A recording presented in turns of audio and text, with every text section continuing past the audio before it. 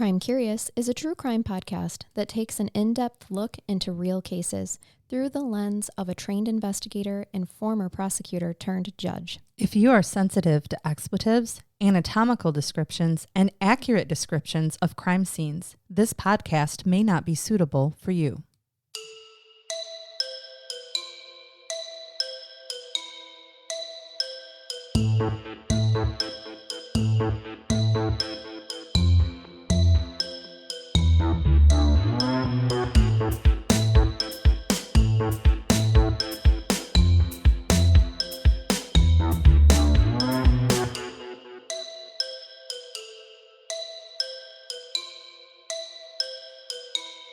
Welcome to Crime Curious. I'm Charnell. I'm Megan. I'm Brainbath Jason. And gang's all here.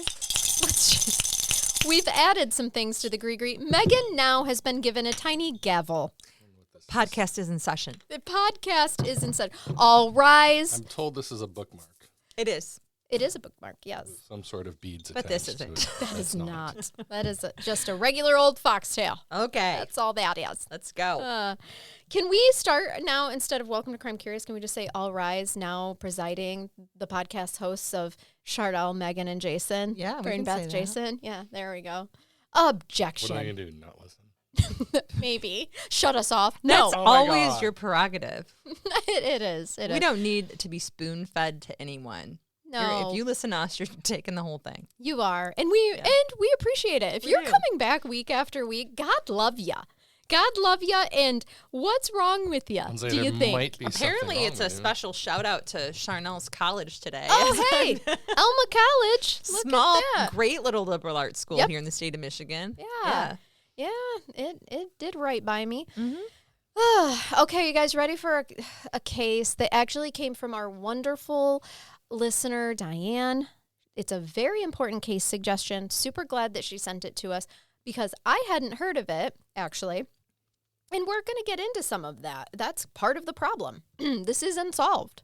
Not only unsolved, like no one has come to trial. So, Megan, it doesn't matter what you say. It Because doesn't. it's just, there are no suspects, okay? Oh, this is bad because what you're telling me right off the bat is someone didn't care enough about this victim to put the work in. And Right. I'm not going to like it. Yeah, you're not. Can we start pointing fingers at people? Yeah.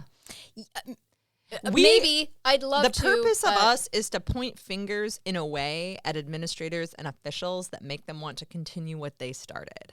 I mean, that's kind of the whole point of advocacy is I'm not getting super involved in giving an opinion that can get me in trouble because the whole point of my finger point is to be like, do your job. Yeah, come on, Just do the do work. your job. And that is what this beautiful young man's mother has been an advocate for since the moment this happened. Okay. Yes. So let's get into it.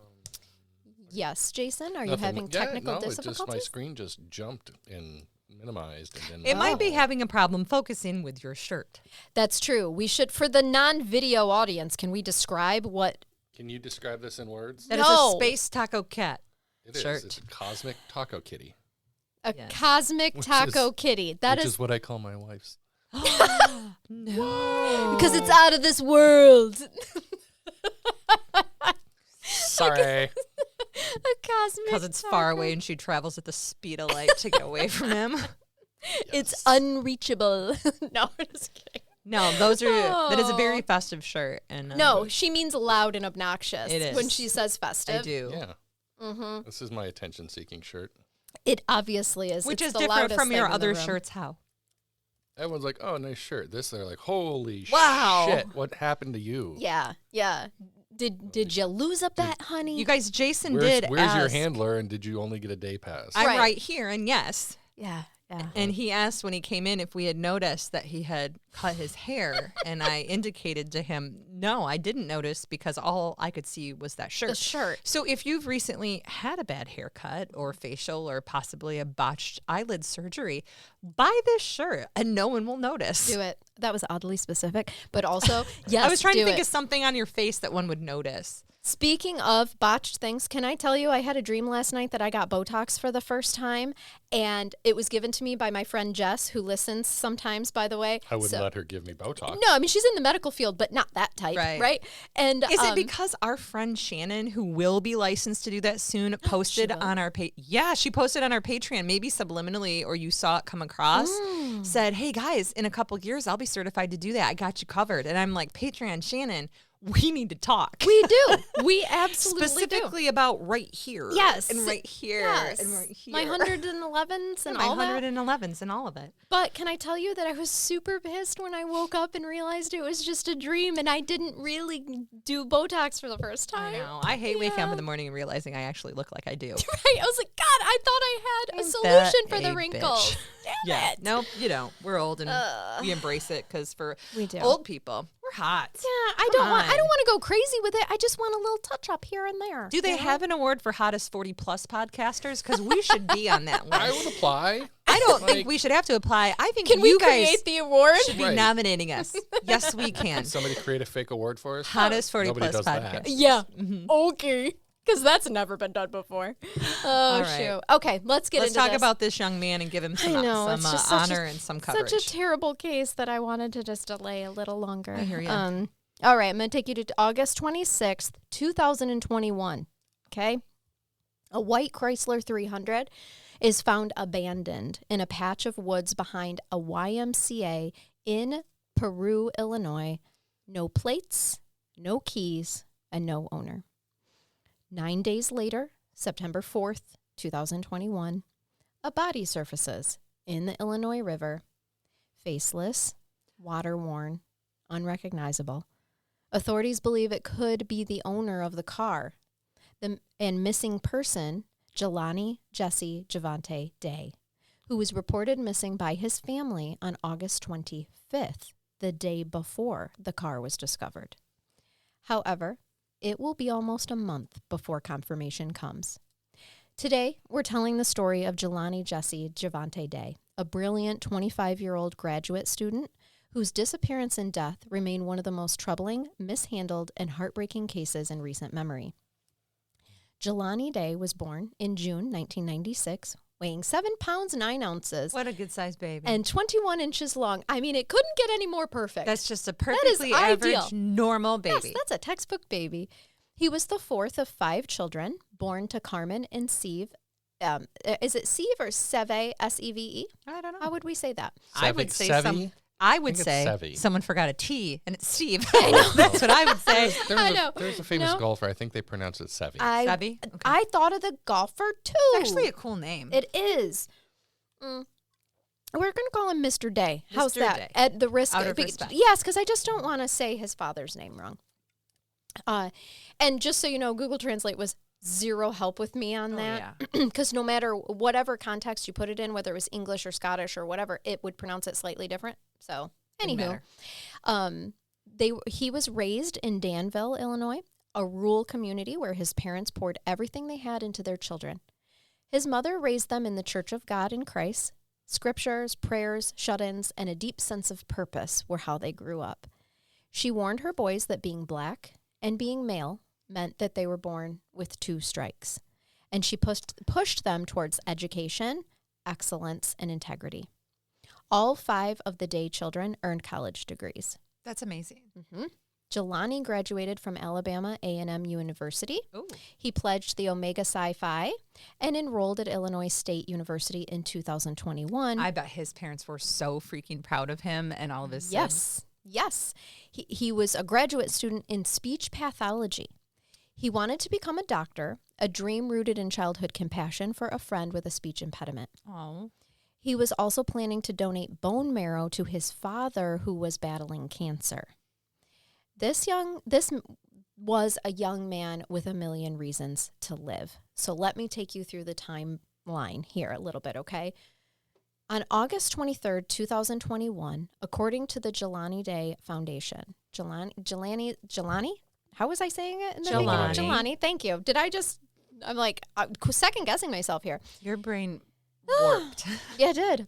his final known timeline begins on August 23rd, and a lot of this information I did get from the Jelani Day Foundation website, which you're welcome to check out, and I encourage you to.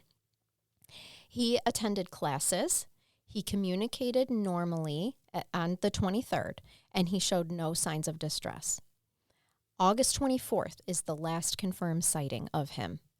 On the morning of August 24th, he was captured on surveillance footage entering the Behind Hello cannabis dispensary in Bloomington, Illinois. He was calm, alone, and behaving normally.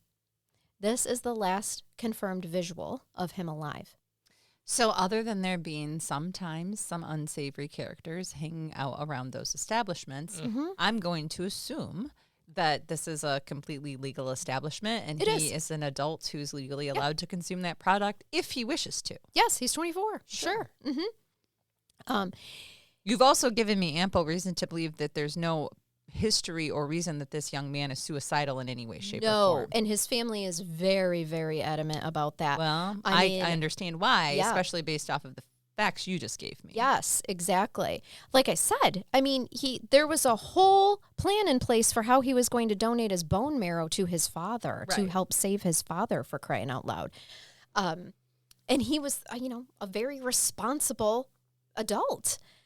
After this moment, the timeline kind of fractures. He was reported missing after not attending class on Tuesday, August 24th, by his Illinois State University program director. Because although students are known to skip class from time to time, I don't think my professor would have called if I missed a class. Nope. This is why it was unusual. This professor, noted this, that wait a second, he's missing because it's his first week of in-person classes on campus. Okay. And Tuesday, August 24th would have been his first clinical. This is huge. All right, it is.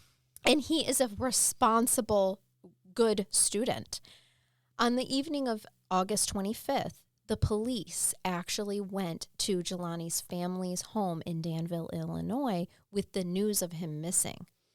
Now, shocked from this news, they all attempted to get in touch with him and couldn't. So they officially, that in its of itself is completely unusual. He doesn't not answer his mama's call, right? So they officially filed a missing persons report because this is so uncommon. He's a graduate student in speech pathology. He is smart, driven, and close with his family. He is the kind of person whose life had structure and stability. So his mother immediately pushed for urgency and would later question why investigators didn't treat his disappearance with the seriousness that it deserved.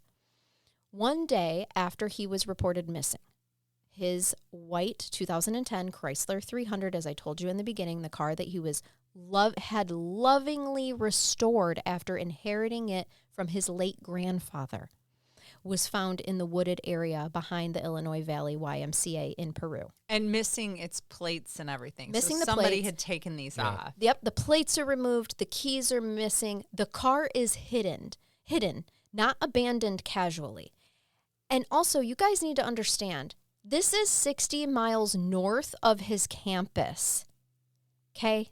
This isn't anywhere. It's an hour away from he was last sighted. How close? Oh, okay. Yeah. So it's that far away from the cannabis dispensary where he was last seen. Okay, so there isn't a cannabis dispensary anywhere near where the vehicle was. This is that dispensary is up by his college. Yeah. Yep. It sure is. The dispensary is not an unusual place for him to have been in his same town where the campus is. Yep.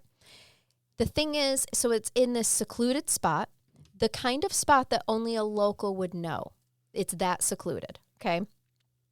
His belongings were later found still inside the car. This is what, I'm going to skip ahead only a little bit to let you know that eventually when they do let his family see the car, they discover that what was left in the car, which is not his keys, right? And not his cell phone.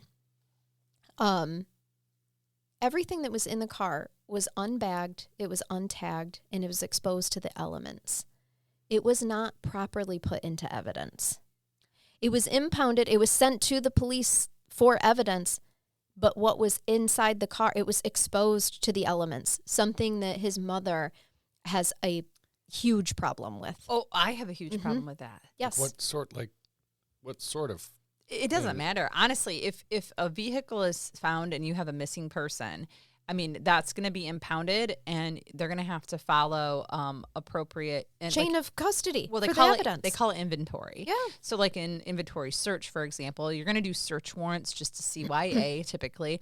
You're going to take everything out of the vehicle, bag it and label it appropriately, place it in evidence, and then you're going to seal the vehicle so that an additional test can be done. And then typically you'd also do a search warrant for the inside of the vehicle to find blood, DNA, hair, anything like that as well.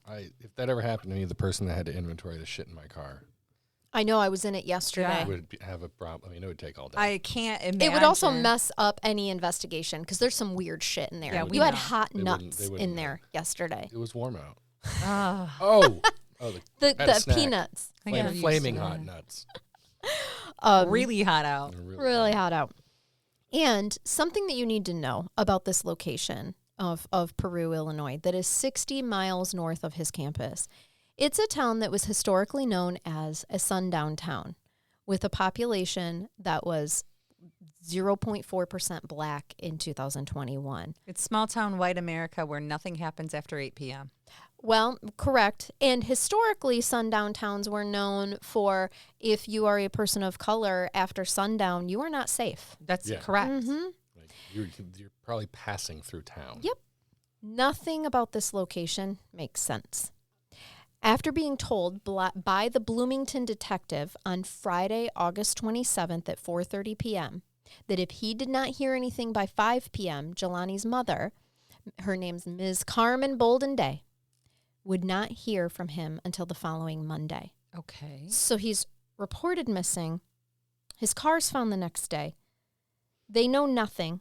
She calls at 4:30 on Friday, and he's like, yeah, I haven't heard anything, and if I don't by 5 o'clock, you're not going to hear from me again till Monday. Right. Because I don't work on the weekends here. Right. Right. And she's going, hold on. My son is missing. Yeah. What do you mean? So mortified by the lack of urgency and no support from the police, Miss Bolden Day and the family instantly went into action, creating a novice search team and a multi-search effort. Okay. She organized and conducted the first of 4 search parties. On September 4th, after Ms. Bolden Day personally contacted the Illinois Search and Rescue, an outside agency that would organize and conduct a search with the Peru, LaSalle, and Bloomington police departments, all the neighboring, departments. Yeah, in small towns you combine Yep. often. Yep. At that time, so this is September 4th, she is the one that contacted that search and rescue, the outside agency, and they organized the search. An unidentified decomposed body was found along the south bank of the Illinois River. Okay? Are you going to tell us how far that was from where his car was abandoned? Yeah. Despite finding his car on August 26th, authorities didn't search, and they didn't search until they were contacted by Illinois Search and Rescue, which was implemented by his mother first. They didn't search the river at all until September 4th, 9 days later. So Ms. Bolden Day has repeatedly questioned this delay, wondering whether earlier action could have preserved evidence or even saved her son. She'll never know. Probably preserved evidence. I think part of the problem is, and you know what they're going to rely on, I know that they're concerned regarding that this is a race thing or a lack of response, but they're going to Sure. say that, well, he was an adult, and he can be missing if he wants to, right? Voluntarily. And Sure, I don't have but- any quote unquote proof of Except his ill car intent. being found with no plates. Oh, Charnell, hidden, I agree with you. I know. I'm just telling you what probably was documented, and It's that's not it. like, This it's is not a like he was a criminal and he's like, I need to ditch this car and license No. plates. Not at all. I agree with you. And any, I think, really good investigator will look at that the same and be like, okay, this person's missing. And then we found a car that's clearly his. It has no plate. It's missing all of the important things that one would need. He had the opposite of a motive to leave. He Yep, did. he sure did. Yeah. He definitely did. Yep. So at 9:47 a.m. on September 4th, 2021, searchers found a body floating near the Illinois Route 251 bridge in Peru. The coroner did not identify the body did not specify race or gender, and offered no indication that it might be Jelani. But obviously, Mrs. Bolden Day needs to know if this is her son or not. So she waits 9 days before contacting the LaSalle County Coroner's Office after cooperating with the police and with the coroner's office and giving all dental records and their own DNA. Okay? Weeks after Jelani's mother reported him missing, the case is still sitting in limbo. There's no answers, no resolution, just a growing cloud of confusion around what happened to him and how he died. And they still don't know if this body is his.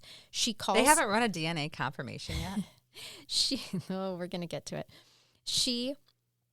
That's why she waited. She submitted DNA. She submitted dental records, his dental records, okay?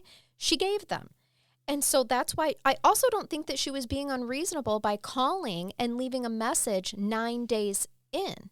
Like, hey, 9 days might any be word? a tiny bit soon. Like, you might have results back. But to ever, as a professional in our fields, get upset with a parent who's lost a loved one because they called 9 days later, you guys, come on. Absolutely. I've had people call every day, multiple times a day. Absolutely. What are you doing this week on this? What are you doing now? I mean, it happens. And here's the thing. Because they gave no indication, they did not say race, they did not say gender.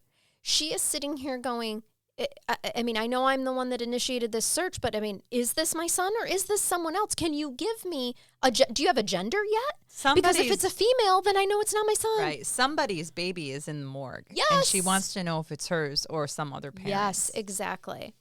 So then almost a month later, the call comes. Carmen, which is his mother, Carmen Day, was already on the phone with her attorney when another call buzzed in. She clicked over. It was the LaSalle County Coroner's Office. She remembers the tone immediately. The coroner sounded almost excited, like he had good news. He told her that they had received new dental records and were now ready to possibly make a positive identification.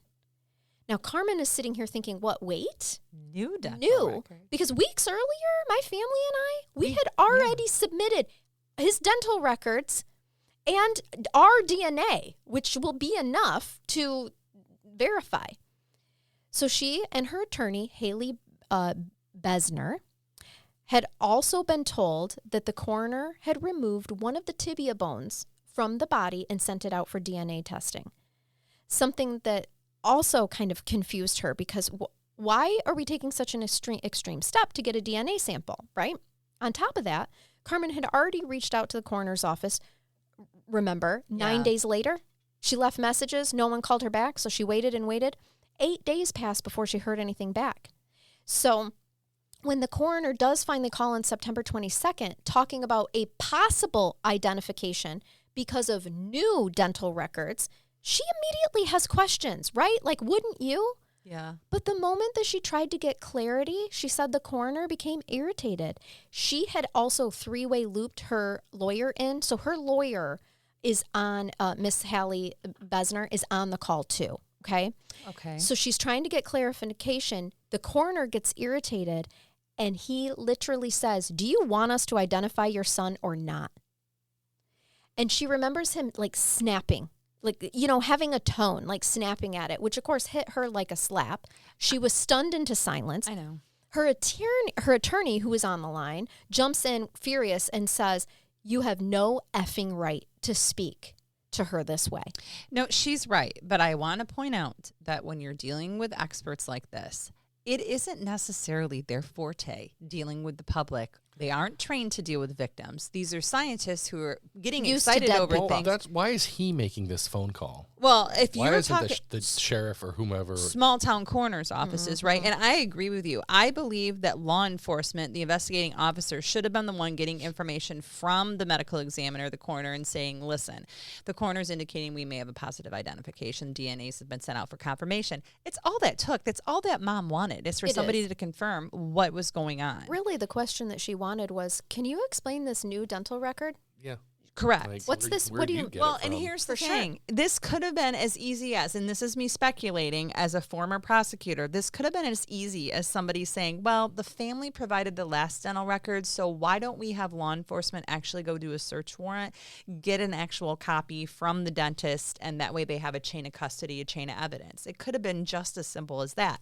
Maybe it's not, but I'm just saying there's an explanation for how things are done if you have an appropriate victims advocate to be communicating with parents of victims. My question, though, is if they had already provided his dental records, why couldn't they make an identification from those dental records? Well, I think Well, what, I like what think I Megan was answered saying, that. yeah, I might not be, if I'm prosecuting this case and I know that the medical examiner has received dental records that the family went and got, they could have went and got, I mean, you can't track the chain of custody. I would want to get them myself through an appropriate evidence. I understand that. Those examples were tainted somehow. Sure. Well, Absolutely. that's what the family is concerned about, of what these new dental records were.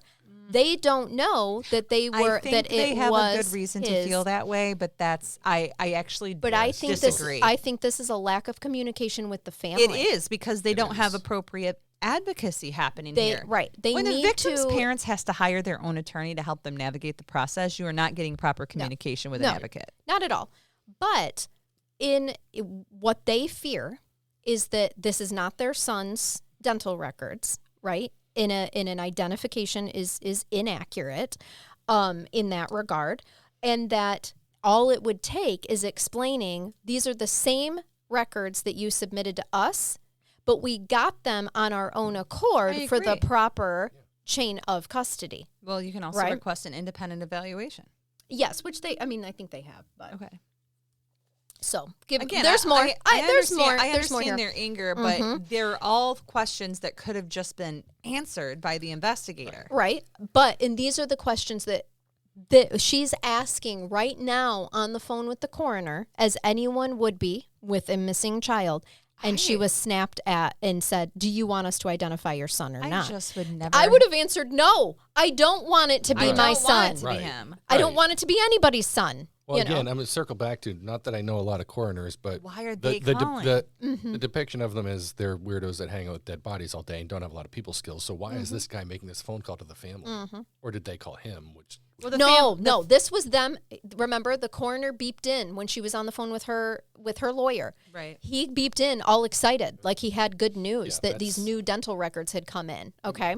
And it was 8 days after she had called and left a message and had heard nothing from them. That's also unprofessional. Okay, Well, so yeah. his attorney snaps and says, Yes. "You're rude." Yes, No one you cares. have no right. No, not I mean, at that's all. the thing. Good job, attorney, for advocating for your client, but that coroner doesn't give a shit that you snapped at Not at all. No. because Again- you're not his real mom. Like, he doesn't small, care. small town or not, Yeah. like nothing is done so far. I'm not impressed. No.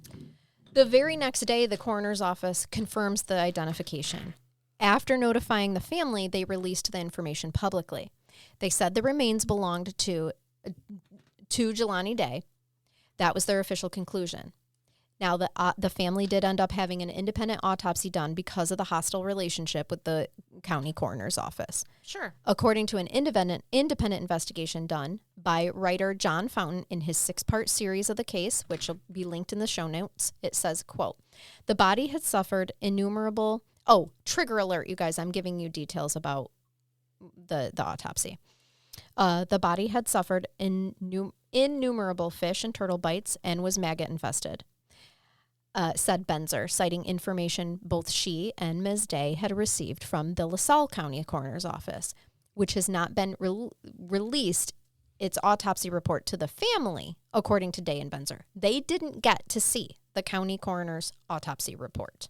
Okay? Well, it's an active investigation. Right. If someone explained that to them. That's exactly it.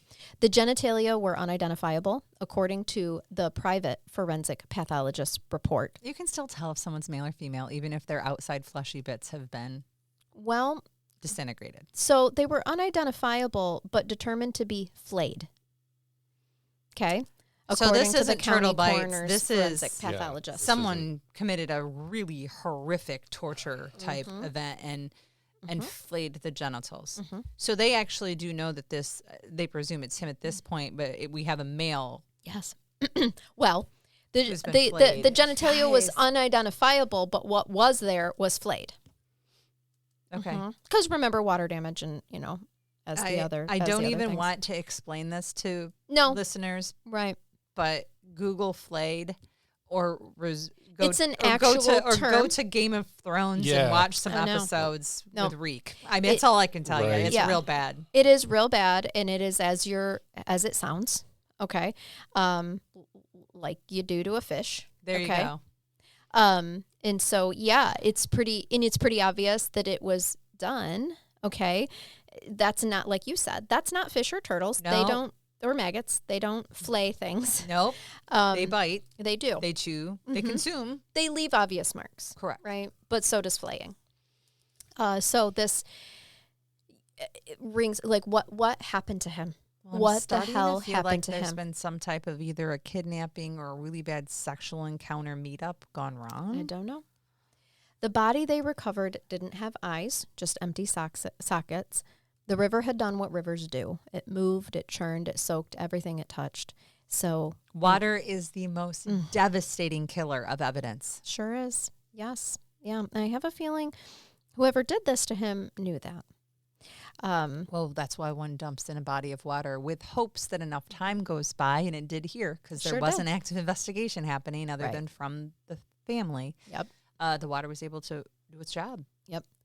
According to the second autopsy performed by the family's private forensic pathologist, the body was also missing its front top and bottom teeth and the jawbone. It had been sawed out. Sawed out. Mm-hmm. We're not talking like a straight punch that knocked some teeth out and broke a jaw. You're saying it was sawed out. Sawed out. So this person committed numerous torturous type activities. They flayed his genitalia either off or into a what one flays into, and removed part of his jaw. Yes. That's not typical. Front, I'm top. not sure. Well, it wasn't if an you think, accident. like front. No, like that's not. He got in a bar fight and No. someone killed him. No. That's some pretty twisted Gruesome stuff. shit. Some Game of Thrones Yeah, twisted well, shit yeah. is what it is. So just to reiterate, just front top, like his front two teeth, and then bottom teeth, and his jawbone Okay. had been sawed out. That is what both Carmen and her attorney, Ms. Besner, were told. Because remember, they didn't get to see the autopsy report that was from the private pathologist report. The private pathologist couldn't find a brain, no organs, so there's no liver, no spleen, nothing. Now, her attorney said, no, there's I'll no explain it. brain. no, I'll explain it. Her attorney said that the LaSalle County coroner explained that, according to their own pathology report, the organs were completely liquefied. So Well, that's normal decomp. it wasn't there weren't any, but they explained why, right? The body showed extensive animal activity, and so The fish of and course, turtles. yes, exactly.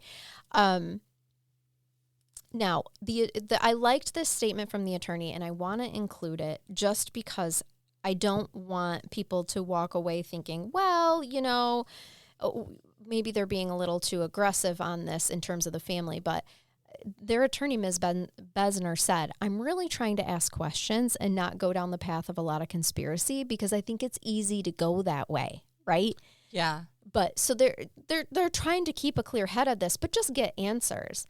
Finally, 23 days after the body was pulled from the river and 4 days after authorities officially identified him, his remains were released to the family. Okay. So 2 days later, on a cool Wednesday morning, September 29th, his devastated family gathered at the funeral home to pray over him. Carmen wanted to see her baby. She wanted to lay eyes on her son. Oh, God, though. Well, her attorney advised her not to, Okay. because he was in such bad shape. She just didn't think it would be in her best interest. But remember, there is a part of Carmen that's still wondering if this is really her son. So I think that for closure, some people can handle it and some can't. And you just have to ask yourself that, and you might change your mind. I'm a person who really prefers to remember people like in their best state, in their best condition. But I also have seen a lot of death and dead bodies because of what I do. But given her situation, I might completely change my mind and indicate, I don't care how gruesome it is. I just need to touch them one last time. Just know Just know that it really is him. Agreed. Yeah, I get it.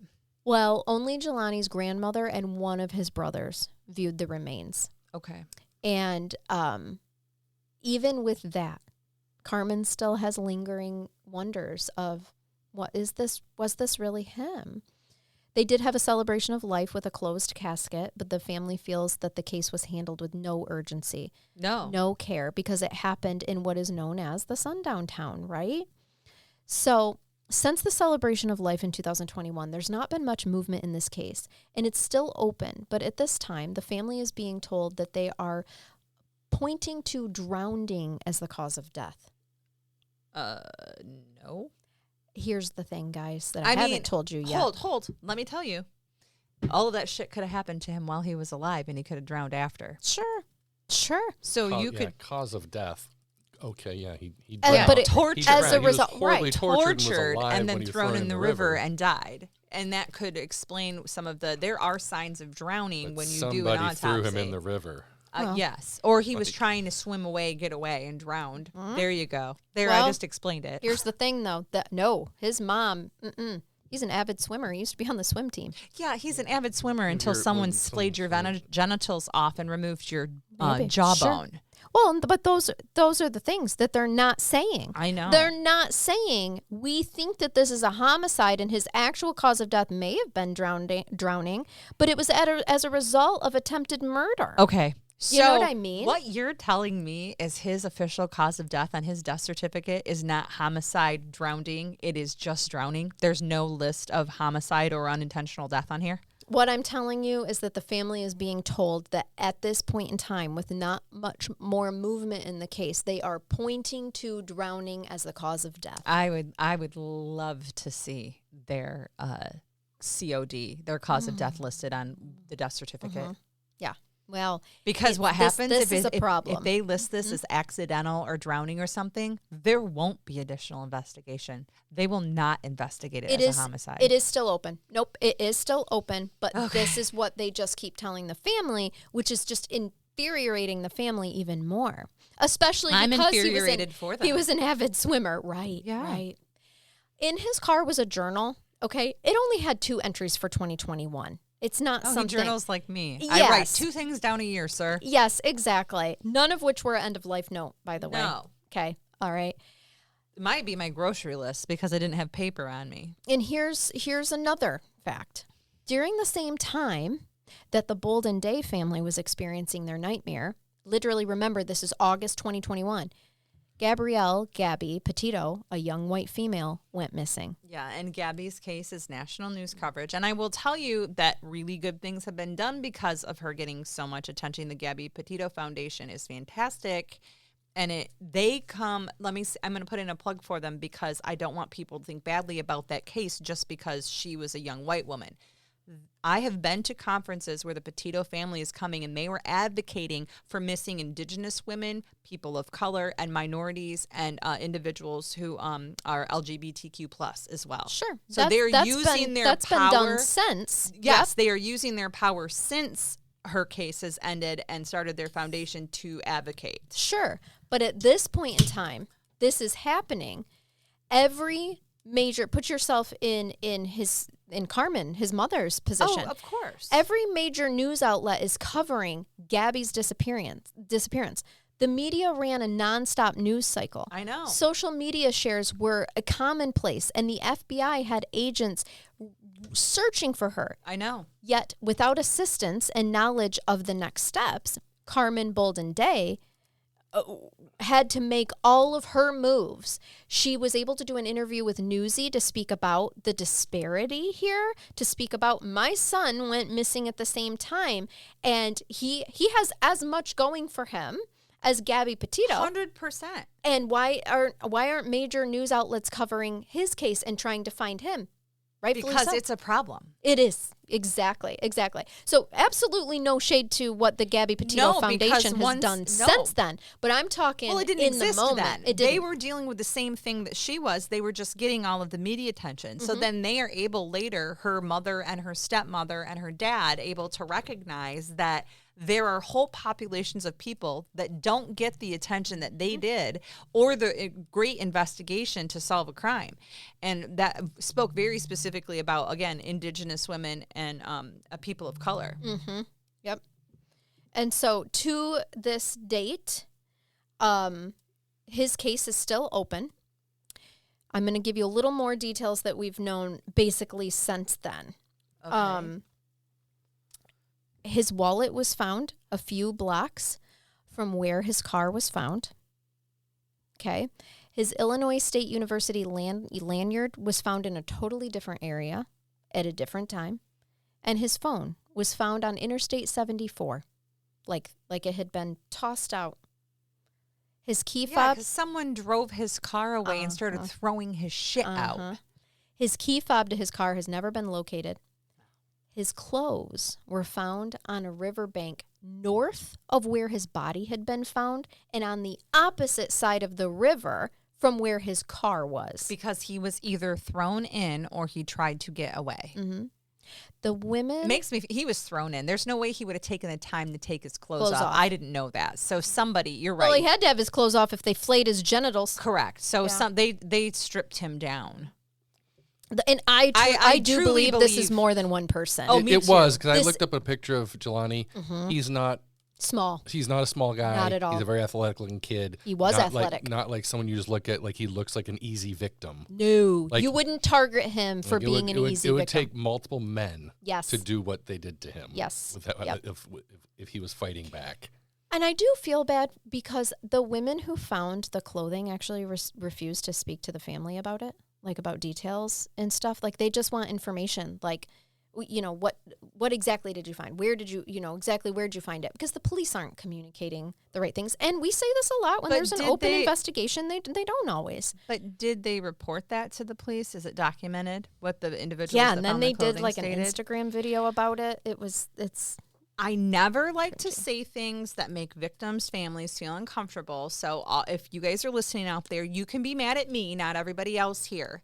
Witnesses, people that find items that are useful.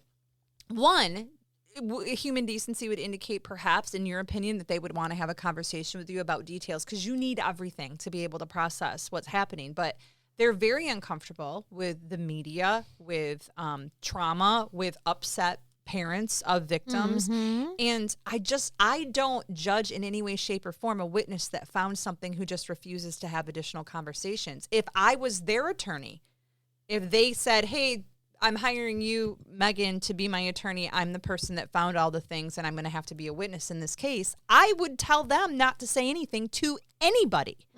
Not to the family, Well, not did- to But the they went and newspaper. made an Instagram video about it. They did an Instagram video. So Did they I weren't. miss- Did I miss that? She You said were it last. talking. You may have started Oh talking. my God. So but I yeah, retract my Like, statement. That's fuck awful. those witnesses. Okay. Right. I did not hear. letting I her know. go. I know. Sometimes you gotta let her finish. Jesus Christ. Sometimes you gotta let her finish before we can get it. Like They actually made let her know what she's talking about. They made an Instagram video? They did. Oh, okay. Never mind. Mama, you can go ahead and be pissed now. Okay, yeah. So I we don't want to. retract. Remember when I said basic human decency? Right. I forgot that didn't exist anymore. Yeah, I'm just going to eat some gummies. It doesn't exist anymore. The thing is that someone out there, or several someones knows something. And the cause of death may have been drowning, but what isn't answered is how. That we have, let's talk about the things that don't add up here. The distance. How far the car was from his normal routine. The concealment. The wooded location was not random. No license plate, no keys in it. The body took nearly 3 weeks to identify, despite the family giving dental records. Where'd these new records come from? Just please explain that to the family so that they're not so lost in understanding of how his body was really identified. Okay? The phone data, clothing, and clues never formed a clear sequence, right? Like his lanyard being found in one place. I mean, all of that. There's so much that we don't know. They have his phone now, right? They do. Yeah. Oh, that's the other thing. I actually think that I thought I put it in here, but maybe not. His phone, you guys, they got it. And it was turned into police. They were told, the family was told that the FBI couldn't unlock it to get information off from it. They gave it back to the family, and they had it unlocked within days. Yeah. I'm sorry, but... Well, that's a lie. It is. Well, because there is software, guys, that unlocks phones. Not always. Well, at the FBI... Yep. I do search warrants for phones to be analyzed, and it is possible sometimes, and not all the time, and in very rare situations, that if they were to be able to get in, or if they did break in, it would corrupt any potential data so that you couldn't use it in the future. Now, here's the solution to that. Hi, we can't get into your son's phone. Can you do it for us? Right. Any suggestions on a password? Open it up. You can still do it pursuant to a search warrant. They're going to want to do all of that right, so it's all legally admissible if a trial happens ever in the future. But why weren't they just asked if they can unlock the phone? I don't think this. My opinion, I think the local law enforcement is full of shit. You don't think they ever sent it to the FBI? I don't think they ever did. I'm actually with Jay on this. That may be the case. Well, that's why I'm saying it with the FBI. Hey, we have this, FBI's like, oh, hey, by the way, we have an unsolved body. Mm-hmm. Here's the description. With flailed Here's his genitalia. phone that we found. It's definitely his. Can you unlock it? And you think the FBI, their special department of whatever unsolved crimes involved? They weren't. This would have been the state crime lab unless somehow there was some type of an argument of crossing of state lines or the FBI becomes involved somehow. This is what I'm saying, Megan. The local police told them they gave it to the FBI. The FBI couldn't unlock it, and they gave it back to them. And his brothers guessed the password within a couple of days. Because again, I'm not saying the FBI hasn't done anything. It's local law enforcement, again, we believe, who's being deceptive and not investigating correctly. Yes. We can't do it, take it back. Do you think that the FBI would examine evidence and go, no, just take it back? No, absolutely not. Never. You can just have it back. No valid local police department would do that too either during an ongoing investigation. In fact, I often have victims, or used to have victims get mad, or victims' families get mad because they wanted their child's phone back and some of their possessions, and you have to very delicately tell them, you can't. Sweetie, I can't give you back their sweatshirt, their phone. I'm calling bullshit on that one. I think you're right. That was a lie. That was an outright lie because it doesn't happen with the FBI and it not be documented. Yes. And I will tell you now, with the advocacy that his mother has since done, there is a Jelani Day Joint Task Force, okay? Okay. And it has the Bloomington Police Department, the Peru Police Department, LaSalle Police Department, the FBI, the Illinois State Police, and the Illinois Attorney General's office, all on this task force. Has anybody asked, now that there's a task force, the FBI, if they ever had the opportunity to do a forensic on the phone? Yeah, I'm not sure. I would have to ask Miss Carmen Day about that one. And I would be shocked if they haven't, because she is with it. This woman should have been a detective. She absolutely should have been. You still can, Miss Carmen. She's still doing a lot. I hear. Unfortunately, on September 24th, exactly 30 days after he went missing, this task force informed the family that they were going to restart the investigation and go back to day one, even though 30 days had passed. Okay. And that's because local hadn't done what they were supposed to do, which was her concern with the urgency. Yes. So they had to create this task force, and this is what you have to do. That's the right protocol. It is. You have to go back to square one. It's possibly the only right thing that I've heard so far in this case. Yep. So they did do that, but unfortunately, you guys, 30 days had passed. His body had suffered significant decomp and water logs. Yeah. So, on May, I'm going to tell you about the advocacy now, because this is still an open, unsolved case. No suspects, you guys. None. And if they are, they're very well hidden. They are, yes. And the family just might not be, and I'm okay with that. If there are suspects and it's not being released, great. Because this is an open and active investigation.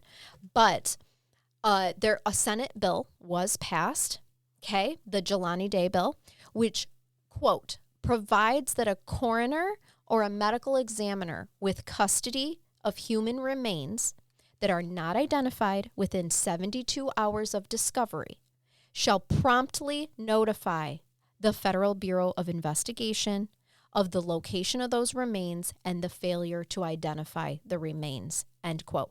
This bill makes it so that the FBI has to be notified that it has been 3 days.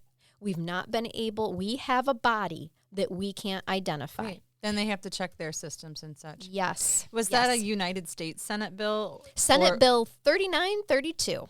Okay, I'm assuming that means a U.S. Senate bill because it could be a state Senate bill for the state of Illinois. And if that's the case, it's a new Illinois law. Let me look up on the old Googler here. Okay. And I can tell you. It's Senate Bill 3932. Look up It is a U.S. Senate bill. Excellent. SB 3932 is how you Googled that. Yep, it is. Great. So this is the United. That means what I like about this is that this is now statewide applicable. If it passes through the United States Senate, then it'll have to pass through the U.S. House, and there'll be a. It was passed May 12th. The legislation was passed. Oh, great. Yep. So it made it through. It did. It did. These are the type of bipartisan laws that we like to see get passed. That's right. August 2022 marked the official launch of the Jelani Day Foundation, established in honor of the life and legacy of Jelani Day.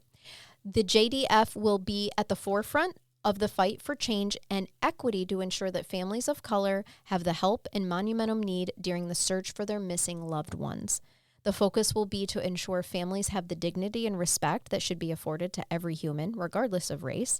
As an act of advocacy for others, the JDF will provide financial, emotional, and professional resources for families of color in their critical, time-sensitive plight to reunite with their missing loved ones. That was taken right from the Jelani Day Foundation website. I am a firm believer that we've made good strides in victim advocacy, but there's so much room for improvement. Yep, and so much more to go. One of the things that would be helpful, and I don't know how his mama feels about it in terms of like with the Day Foundation, but advocates really should receive special training on how to talk to, help, and inform racial minorities, LGBTQ plus victims and their families, and Indigenous peoples, because, you never know who you're going to get. You might get me, right? The basic white girl from Midwest America coming to be your victim advocate to talk to you. Well, wouldn't it be nice if I had some training into different cultural, religious, racial differences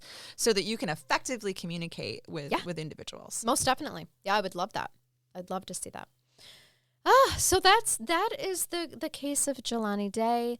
Thank you again, Diane, for this suggestion. I'm really glad that we had the opportunity to cover it, and hopefully we did it some justice, as we always strive to do here on Crime Curious. And who the heck has a brain bath for me? I thought, didn't you say you had a brain bath? No, Jason, you said you had a brain bath. I didn't say that. You did. I have a You book. said When you were he going to got read here, he something said he was from going to your read friend. something from his friend.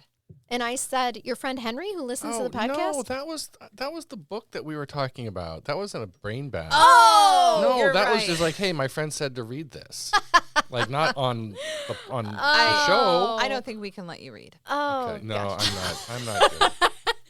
We no longer Is let it because Jason. of my skills? My level of reading? I can read. Can you? That room over there that says pirate. Oh, that's private. Sorry. Yeah. Uh-huh. We had some questions about you with commas and punctuation. My three favorite things. And she was concerned as to how you actually read emails, and it made sense to her now that how you misinterpret. This is a general pop, isn't it? It is. Oh. It is. But we did record a bonus episode after you left last week, and we literally said on the podcast we were questioning your reading abilities. Yeah. And I said, it has me concerned, and now I have a deeper understanding for why he doesn't understand some of my emails that I send at work. It's true. It's true. You just pause in places that there's no comma. It doesn't And it's make very sense. odd.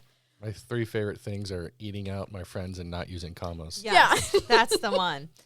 All right. For those of you that don't like potty humor, and I can't believe I'm the one reading this, but I can. I love it. You're not. Just tune out, okay?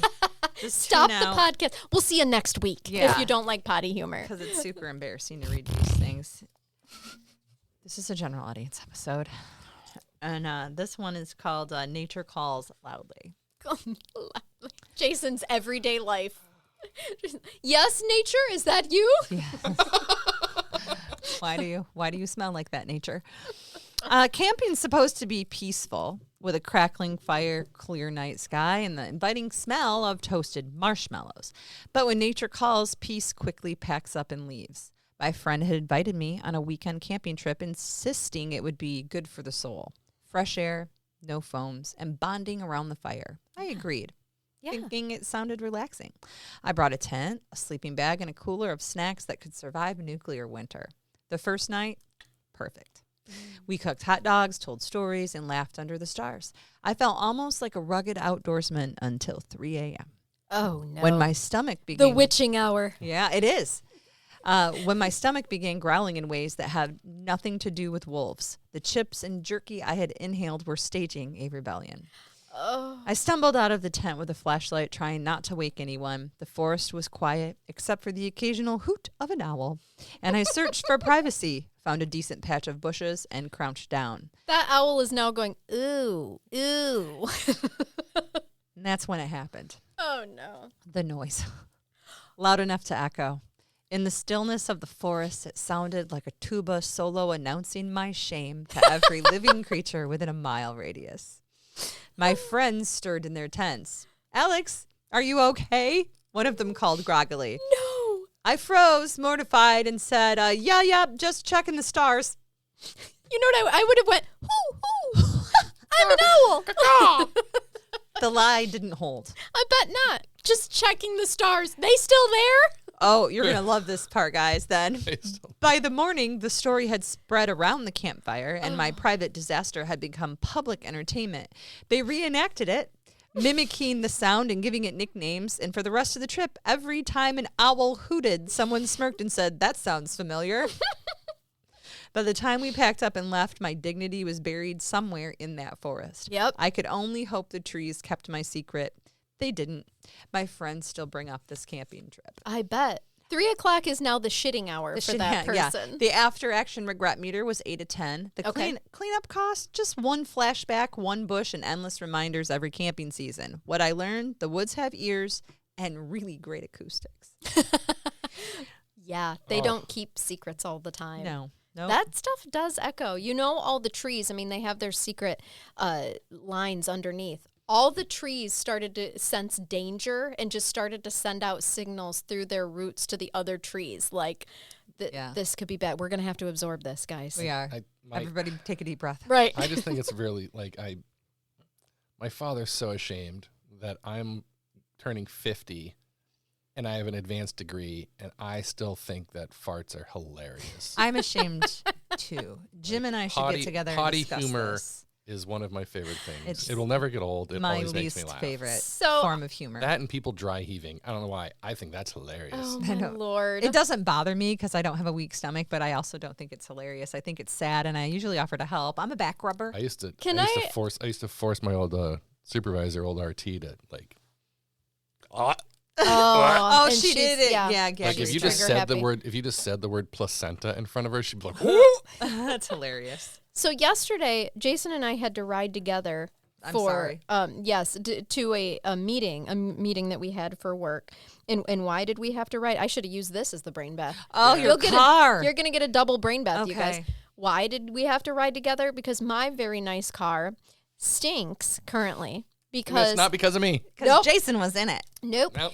It is because last Wednesday, a week ago now, I got groceries. Remember I was grocery shopping before we recorded? I remember. It's been there since last Wednesday.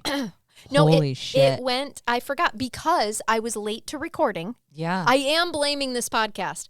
My milk, guys, wasn't in the back hatch with the rest of the groceries. There wasn't room. So it was behind my driver's seat in the back. I've okay? done it.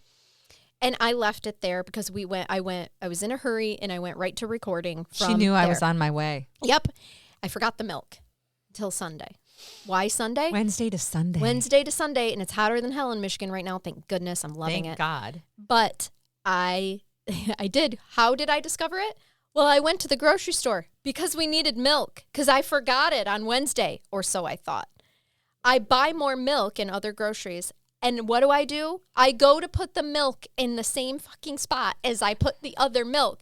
Discovered the milk from Wednesday and went, oh, crap, I did buy milk. Not just milk, 2 gallons of milk. Right. I always have the cashier or the bag person double bag milk. They're like, do you want your milk in a bag? Why, yes, I do. And why do I say that, Megan? I always say, yes, I do, just in case it spills. Yeah. Why? Because you don't want that in your car, right? Or even if you drop it myself. in the parking lot, or I've dropped it in my driveway when I get home, at least it contains the splash somewhat. Yes. But that's what I say to the bagger every time. Why, yes, just in case it spills in my car. You never want that smell. I made it happen. That is manifestation right there. So I'm like, not so bad. It's double bagged. It's in the bags. Here's the problem. It's been so hot. It expanded. It exploded. Those bags can only hold so much liquid. So they Probably leak not a gas. gallon. It was holding Not that 2 gas. gallons. 2 gallons. Oh, God. Yeah. And I didn't smell it when I had used the car, and I hadn't used the car from Wednesday to Sunday. But driving to the grocery store, I did not smell it because I don't think they had exploded at that time. I think it happened in that moment when I was in the, because my car had been in a garage cooler. You moved it. I moved it, and then it was exposed to the sun outside in the parking you lot. moved the car. So on the whole way home, I'm going, speaking of gagging, or I'm going, oh God, right? I get home, I try to clean it as much as possible, but fun fact, when you add an upholstery cleaner, floor cleaner, to curdled milk, it smells like fish, like dead fish. I don't know why. I can't explain the science behind it. A chemistry occurred, and now it just smells like horrible, dirty fish, dead fish in my car. And I'm trying. It is still sitting outside with all the windows down. Yep, because we haven't got rain, so I've been airing it out. But when we had to drive an hour and 15 minutes to a meeting yesterday, and I was like, Jason, can you take me to the meeting? Because usually I drive. Of course. No, and Her he's like, car's nice. I'm like, my Well, it car. gets better mileage too. Fair. Yeah, very I'm much like, yeah, so. if you want to ride in the Jeep, I'll drive. Yeah, and I explained why. But also, we had just a series of unfortunate events, you guys. My living room ceiling had started to leak because a bathtub is Lemony leaking. Snicket in the household. Yes. Yeah, she had a little dampness down here. Yes, Oh, my sorry. Yes, I had dampness down under. Her carpet No. was up in the air when I got here. It was down in the podcast studio. Our dehumidifier had taken water out of the air only to piss it all over the I love floor. it. The humidifier said, no, ma'am. Yep. Fuck you. And the same week, my poor son totaled a car by hitting a deer. Thank God he's okay. I don't give a shit about the car, but it just added Like, to what the else week. can we do? Right. Take? That freaking that full moon energy, that's real shit. Like It this is so it should be about past. We're fine. Everything's fine. All of that stuff is fixable. It's fine. I'm fine. Everything's fine. I sent that to Jason. We're all fine here. We're all fine. Ross's "I'm fine" from Yes. Friends. I'm I fine. I sent it to Jason. I was like, I'm totally fine. I just need you to drive Your me. voice keeps getting higher every time you say it. But the point of the story is that while I was driving, Jason told me a funny fart story. And then he said,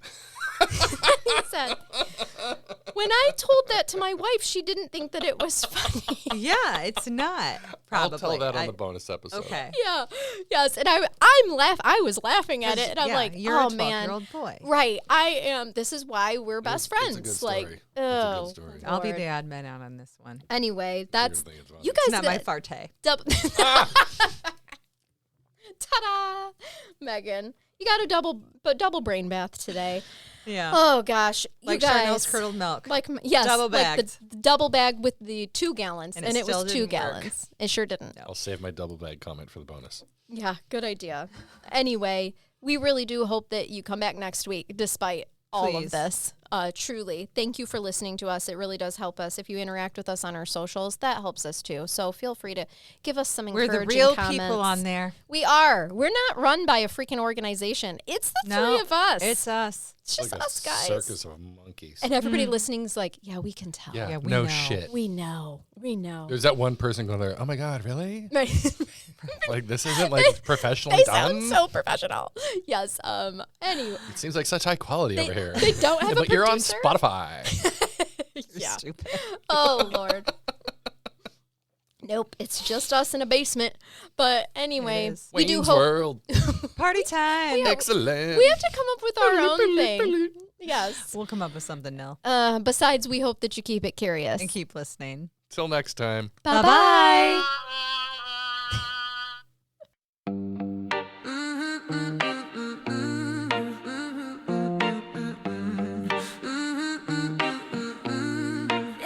Yeah, used to chase the tears in a different kind of grind, helping little ones leaving our old selves behind. Charnell, Jason, Megan, a trio strong and true, but the system wore us out, needed something fresh and new. So we flipped the script, found the mic and the beat. From deep investigations to stories bittersweet. Prosecutor, the judge, that's Megan on the mic. Charnell digs the dirt, makes sure the facts are right. Crime curious, yeah, that's the name we claim. Shaking our grief, fanning the curious flame. From global listeners to the brain bag we provide. Keep it curious, keep listening with nowhere to hide.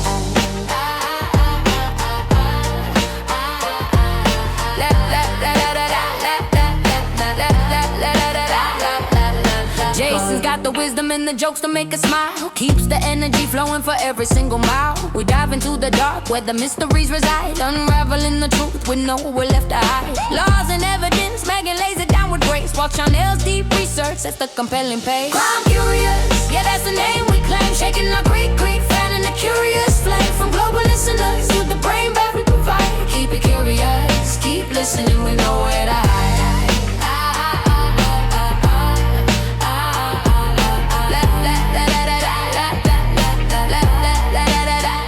Don't ask about the raccoon, some secrets we just keep. But every week we're digging secrets buried deep. For every mind that wonders, for every soul that seeks, we're here to break it down in our Crime Curious Speaks. Crime Curious, yeah, that's the name we claim. Shaking our grief,